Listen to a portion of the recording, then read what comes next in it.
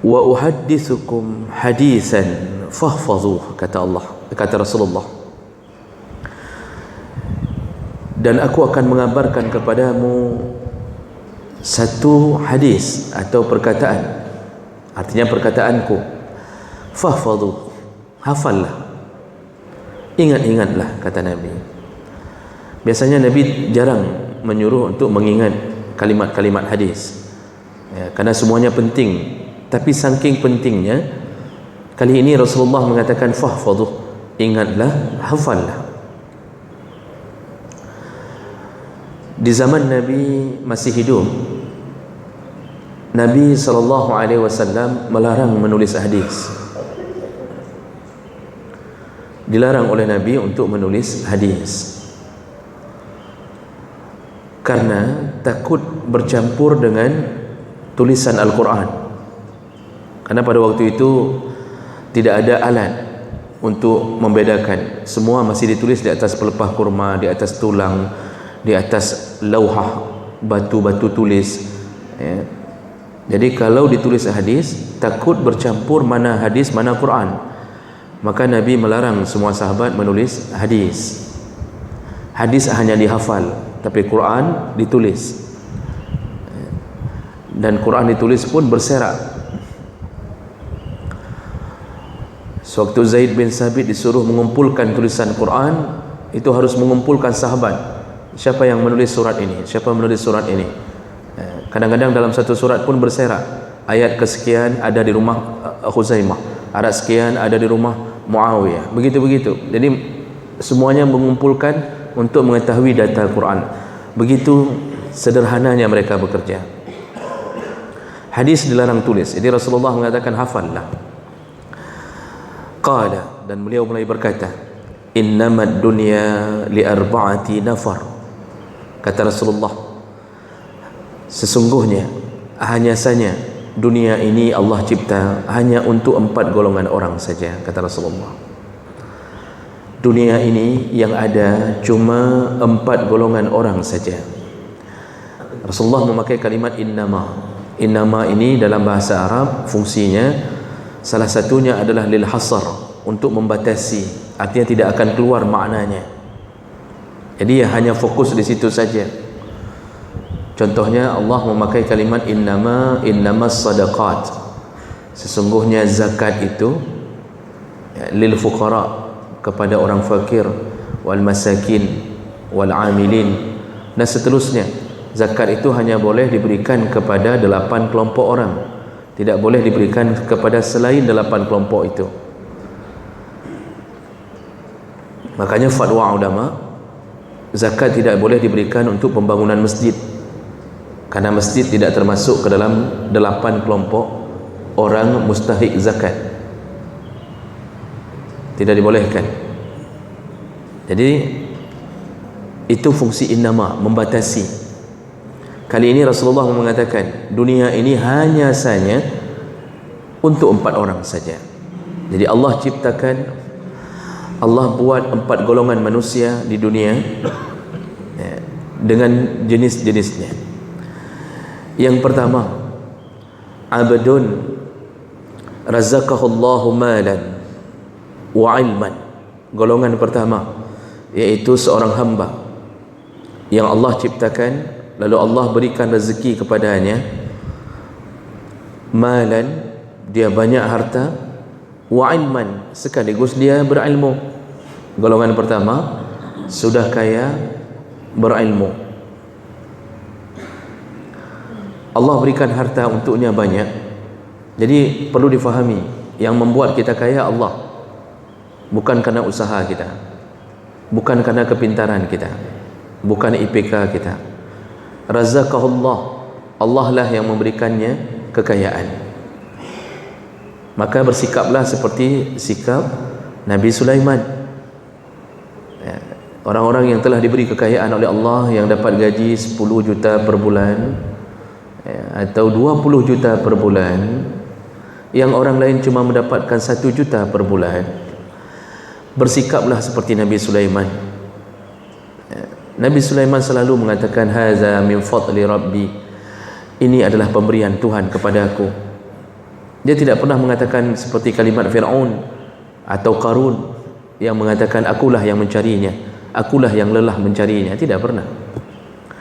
Jadi golongan pertama yang Allah buat di atas dunia berdasarkan keterangan Nabi, ada orang kaya dan berilmu.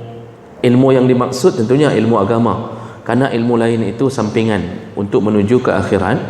Satu-satunya ilmu adalah ilmu agama. Kalau kita belajar kimia, matematika, fisika dan yang lain-lain, itu berpahala ketika kita berniat untuk agama. Tapi ketika tidak ada niat untuk agama, maka ilmu itu menjadi ilmu mubah. Sepintar-pintarnya kita menghafal rumus, tapi kalau nggak ada niat untuk dibawa ke agama, maka tidak berpahala, hanya sekedar mubah saja. Makanya orang yang hari ini diberi pengetahuan oleh Allah pintar ilmu-ilmu eksakta, dia hendaknya meniatkan hasil kerja dia untuk membantu agama Allah. Kalau tidak, maka berpahala tidak, berdosa pun tidak. Karena ada orang yang menuntut ilmu hanya untuk mencari rezeki, tidak ada niat membantu agama. Maka kalau sudah niat bantu agama, seorang dokter, apoteker, seorang dosen fisika, seorang apapun yang dia kuasai yang bukan ilmu-ilmu yang haram, berpahala. Nah, orang ini yang dimaksud sudah kaya, berilmu agama, dia faham tentang agama. Kalau bayangan di masa sahabat Utsman bin Affan, Abdurrahman bin Auf, fahuwa yattaqi fihi, dengan harta itu dia bertakwa kepada Allah. Nah, di sini bertakwa maksudnya dia takut kepada Allah dengan hartanya. Dia tidak berani membelanjakannya di tempat yang haram. Wa yasilu fihi rahimah, dengan harta itu dia sambung silaturahim.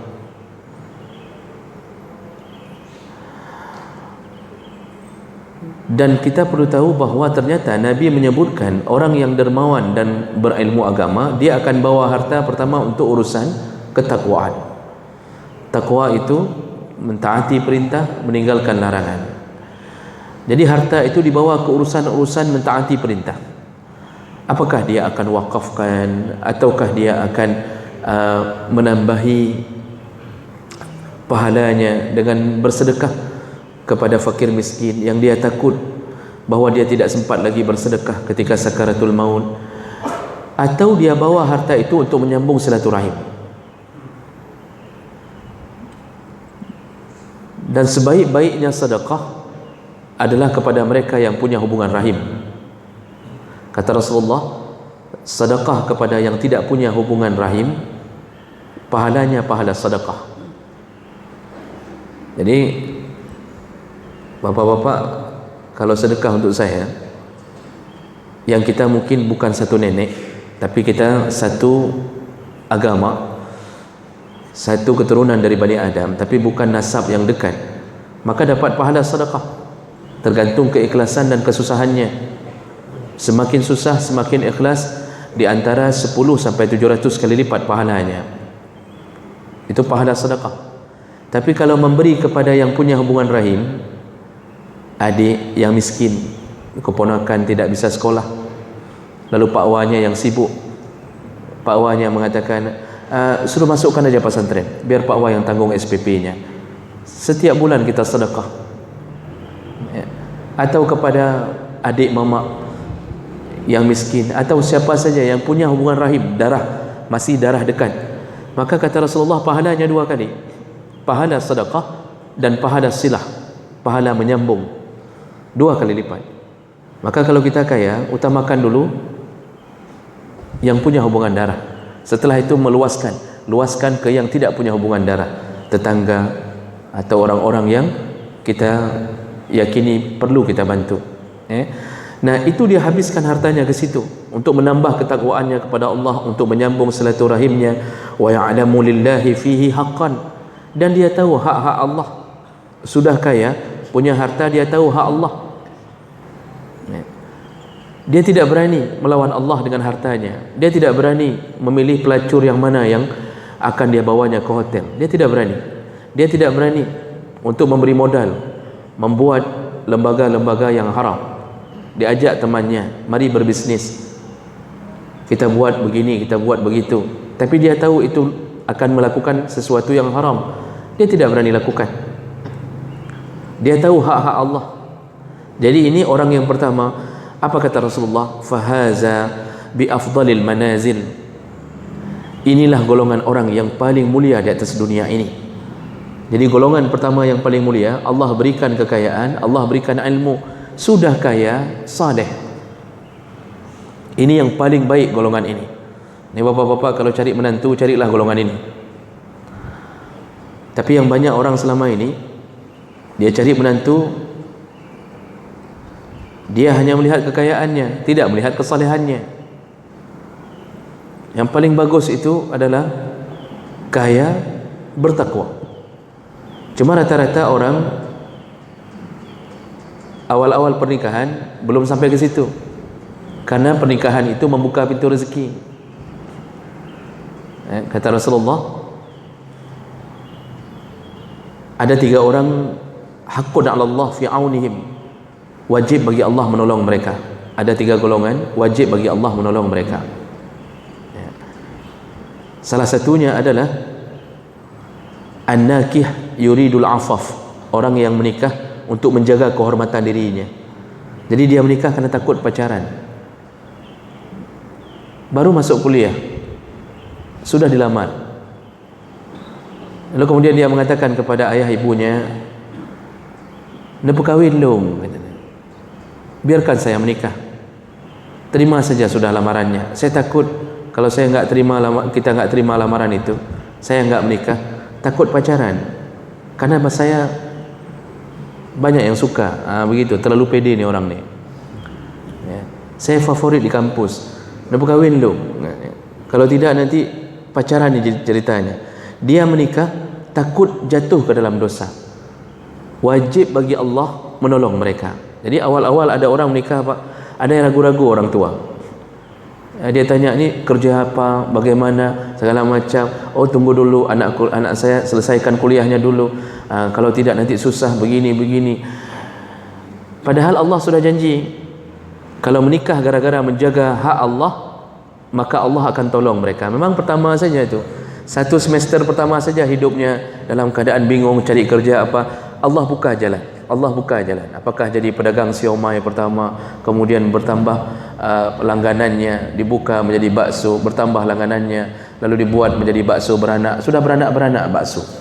Kan sudah hebat bisnis. Dari siomay naik ke bakso beranak, lalu berubah jadi bakso mercun dan seterusnya sampai bakso tenis ubi raya. Allah buka. Nah, jadi ini golongan pertama yang paling baik di atas dunia, orang kaya, ya, yang berilmu.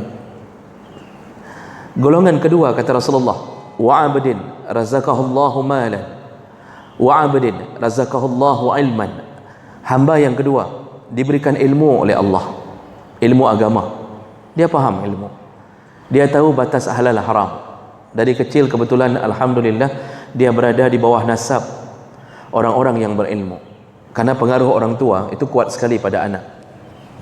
Hari ini ada orang tua mengatakan, semenjak long pertama anak dalam pesantren, semenjak saya masukkan anak ke pesantren itu, anak saya sudah rusak. Ini banyak kalimat ini terdengar. Pahamilah diri bahawa anak tidak akan rusak hanya dengan masuk ke pesantren 1 tahun, sedangkan dia tinggal bersama ibunya dan ayahnya 12 tahun sebelum masuk pesantren. Yang merusaknya bukan pesantren, yang merusaknya adalah pendidikan kita waktu 12 tahun di tangan kita. Mungkin enggak kita suruh salat, Bapak. Memang dia baik, tapi enggak kita suruh salat. Kita berharap nanti saja kalau sudah masuk pesantren dia sembahyang karo.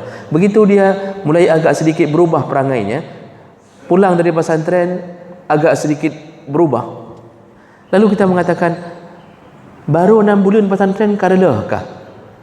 Padahal yang merusaknya kita. Makanya ada orang yang kadang-kadang berasal dari keluarga miskin tapi berilmu. Nah, ini golongan kedua. Allah berikan ilmu kepada hamba ini. Walam yarzuqhu malan, tapi tidak punya harta. berilmu tapi tidak punya harta, miskin. Ini banyak golongan kedua seperti ini. Fahuwa sadiqul niyah. Di sini kalimat intinya. Tapi walaupun dia miskin, dengan ilmu agamanya dia punya niat yang tulus, sadiqun niyah. Bagaimana niatnya? Yaqulu law anna li malan. Dia berkata, seandainya, dalam hatinya, ini bicara niat, hatinya berkata, law anna li malan, seandainya aku kaya atau aku punya harta, ya. Seperti orang kaya tadi yang pertama yang bertakwa itu. Jadi kalau kita duduk di sini, Pak, kalau saya seandainya golongan kedua, punya ilmu tapi tidak kaya, PNS tidak, gaji tidak ada, contoh, tapi mudah-mudahan tidak begitu, ya. Lalu saya lihat bapak, ada di antara bapak sudah kaya, berilmu. Nah, kalau di Mesir itu ada salah satu pemilik perusahaan mobil di Mesir yang bernama Rajab, nama beliau Rajab, sudah almarhum. Beliau selain kaya, ahlus sedekah. Bahkan kami mahasiswa yang dari seluruh dunia, selain mahasiswa Mesir sendiri, itu setiap kali Ramadan beliau menghabiskan harta untuk sedekah. Dan bukan Ramadan saja, beliau menampung hampir ribuan anak yatim. Ketika beliau meninggal, usaha beliau dilanjutkan oleh istrinya yang bernama Wafa. Kami tahu nama-nama itu karena kami langsung berhadapan dengan mereka. Itu habis-habisan, Pak. Dan tidak pernah ada catatan perusahaannya bangkrut. Semakin meledak, terus-terusan bertambah. Sedekahnya, Pak, gila-gilaan. Kalau Ramadan itu sedekah, bukan zakat, sedekah saja. Itu selain zakat. Kami mendapatkan satu amplop setiap Ramadan, itu 100 pound. 100 pound sterling. Ukurannya uang rupiah pada waktu itu sekitar hampir mencapai 400 ribuan per orang. Sedangkan mahasiswa di asrama kami saja itu dari berbagai negara, itu 1000 orang lebih. Semuanya dapat, belum lagi di asrama yang lain. Habis-habisan. Orangnya bertakwa, kayanya luar biasa. Nah, yang dimaksud orang kedua ini, kita yang miskin Allah tidak beri, kita cemburu kepadanya. Tapi cemburunya kita berkata, seandainya aku kaya sepertinya, la amiltu bi amali fulan, sungguh aku pun akan bersedekah seperti dia. Ini niat ini disebut oleh Nabi sadiqun niyah. Niat ini bukan disengaja. Jadi bukan gara-gara setelah pengajian ini lalu kita semua berniat, seandainya long lagi orang kaya nah, long ku pubut cik, ku bersedekah cik. Sadiqun niyah bukan keluar dari lisan. Sadiqun niyah keluar dari sanubari, dari fuad. Di dalam kalbun itu ada fuad, sanubari, dan itu berdetak ketulusannya. Sama seperti, Pak, untuk memahami ini, orang yang bisa masuk surga salah satunya adalah pujian orang. Tanda-tanda husnul khatimah, ketika dia meninggal banyaknya pujian orang kepadanya. Ini pujian ini bukan waktu ditanya oleh imam jenazah, imam salat jenazah, ditanya apakah mayat ini jeroh, ditanya. Bukan itu pujian yang tulus. Karena orang terpaksa jawab jeroh di situ, Pak. Utang enggak bayar jenazah ini. Mati terakhir gara-gara dikejar mencuri kambing, ketabrak sama mobil. Ditanya sama imam yang salatkan pancuri ini, apakah jenazah ini jeroh? Orang jawab rame-rame, jeroh jawabnya. Padahal mati gara-gara mencuri. Orang terpaksa jawab jeroh karena enggak enak dengan keluarga. Satu orang berani jawab, hana jeroh, kok padihnya jenazah. Itu ribut. Bukan itu ketulusan hati. Ketulusan hati di saat diumumkan kalimah inna lillah wa inna ilaihi raji'un, telah meninggal salah satu daripada saudara kita fulan bin fulan. Semua orang mendengarkan namanya, langsung dalam hatinya berdetak, Masya Allah, bapak fulan telah meninggal. Nyan urang paling god di antara katanya. Itulah dia yang selama ini bersama kita. Itulah dia. Tulus hati, bukan dipaksa. Begitu juga niat ini. Kalau kita lihat orang kaya lalu kita cemburu kita, ya Allah, seandainya engkau beri kekayaan kepada aku, sungguh aku pun akan berbuat seperti orang kaya yang pertama. Apa kata Nabi?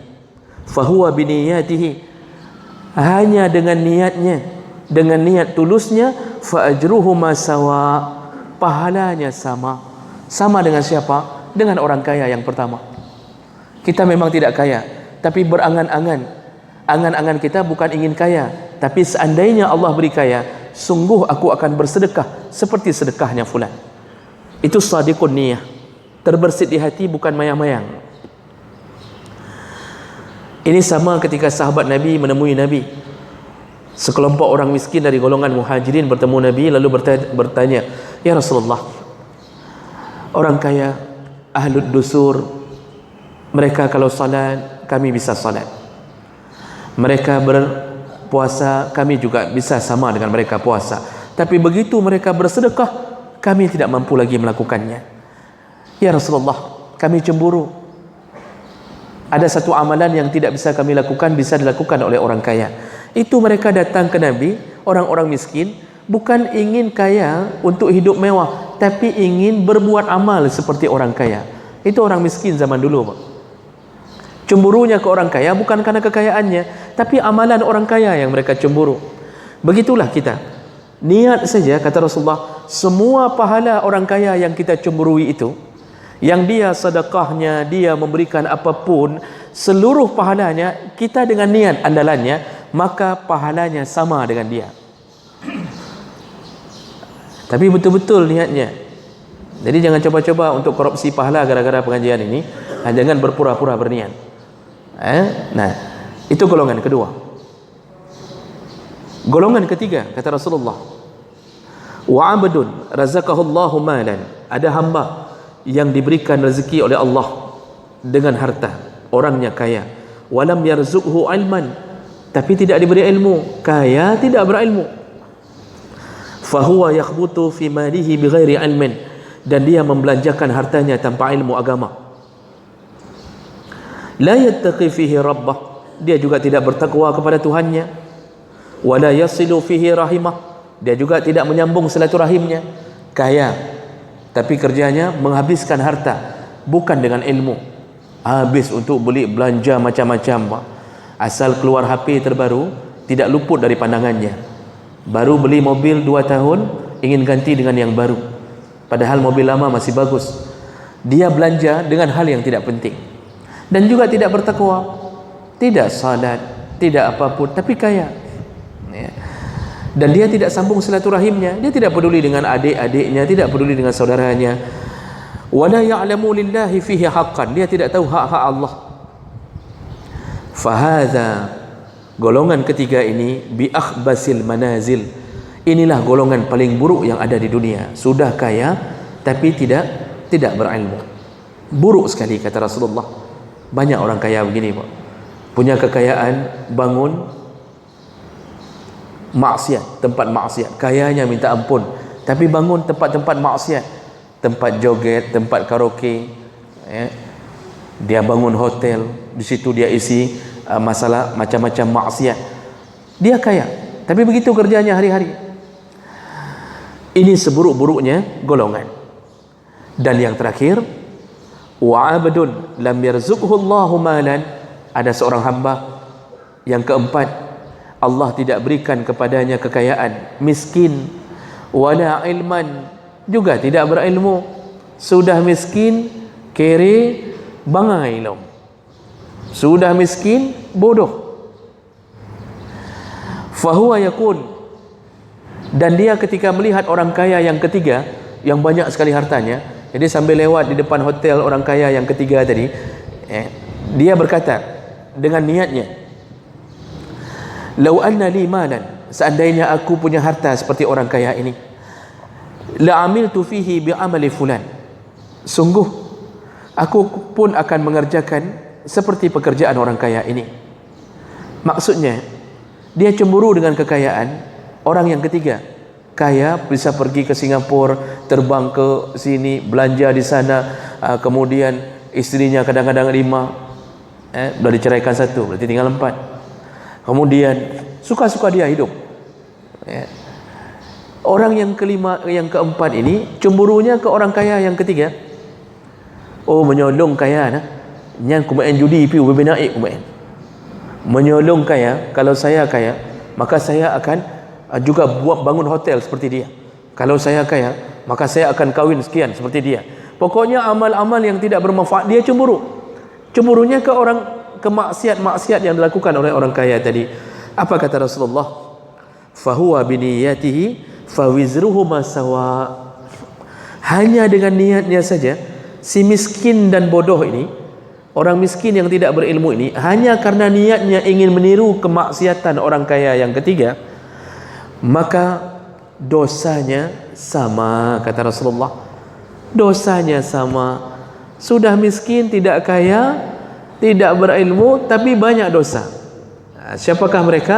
Yang bermimpi-mimpi menjadi orang kaya yang ahli maksiat.